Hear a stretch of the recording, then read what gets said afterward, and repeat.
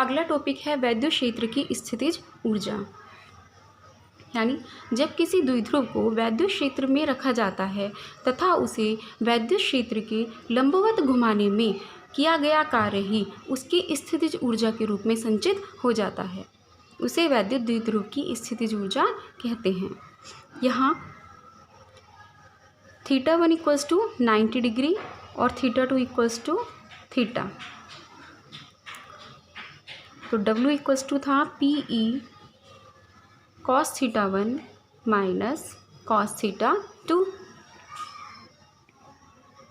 तो किया गया कार्य W ही स्थितिज ऊर्जा है, यानी U = PE cos 90 minus cos θ2 = theta. Okay, तो यहाँ पे U = PE cos 90 की वैल्यू क्या होती है 0, यहाँ आ जाएगा minus cos theta, then U = -PE cos theta. ये स्थितिज ऊर्जा का व्यंजक है।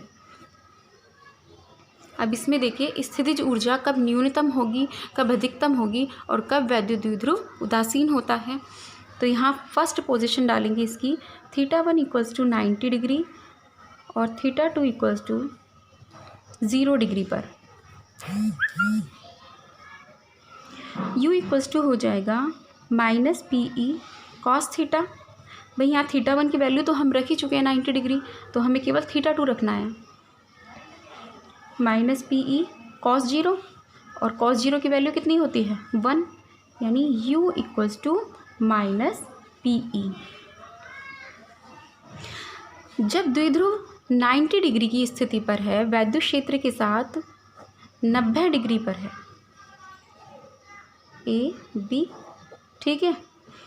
तो जब हम इसको 0 डिग्री घुमा रहे हैं, यानी कि हम इसमें कोई कोणीय विस्थापन कर ही नहीं रहे, 0 डिग्री घुमा रहे हैं, तो यहाँ पर किया गया कार्य क्या होगा, न्यूनतम होगा, इसलिए स्थितिज ऊर्जा का मान भी न्यूनतम होगा, U = -PE। और क्योंकि किया गया कार्य न्यूनतम है ना, तो द्विध्रुव कैसा होगा, उसी स्थिति में बना रहेगा जिसमें वो पहले था। तो इस सिचुएशन में द्विध्रुव स्थायी संतुलन की अवस्था में होता है।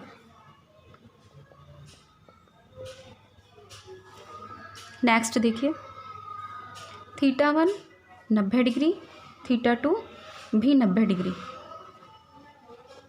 यानी कोई द्विध्रुव था, उस द्विध्रुव को हम 90 डिग्री ही और घुमा रहे हैं। U = -PE cos theta, cos 90 का मान 0, U बराबर क्या हो जाएगा 0, यानी किया गया कार्य कितना था 0 था, तो स्थितिज ऊर्जा भी 0 हो जाएगी। इस सिचुएशन में निकाय उदासीन होगा, यानी द्विध्रुव कैसा हो जाएगा हमारा, उदासीन है, उस पर कोई फर्क नहीं पड़ा। थर्ड, θ1 = 90 डिग्री है, θ2 हमारा 180 डिग्री है, U = -PE cos 180, cos 180 की वैल्यू -1 होती है, तो यहाँ U = आ जाएगा PE, जो कि पॉजिटिव है, यानी किया गया कार्य कितना है, पॉजिटिव वाला आया है, U = +PE, तो ये कितना हो जाएगा, मैक्सिमम हो जाएगा, यानी किया गया कार्य मैक्सिमम था, इसलिए स्थितिज ऊर्जा कितनी आ गई +PE।